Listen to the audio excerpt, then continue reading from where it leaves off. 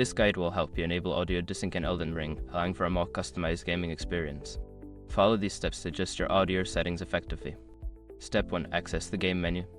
Open Elden Ring and navigate to the main menu. From there, select the Options tab to access the game settings. Step 2. Navigate to Audio Settings. Within the Options menu, look for the Audio section.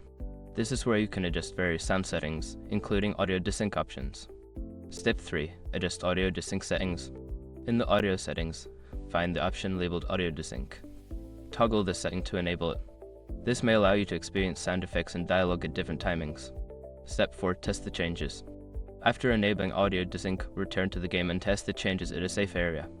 Pay attention to the synchronization of sound effects and character dialogue to ensure it meets your preferences.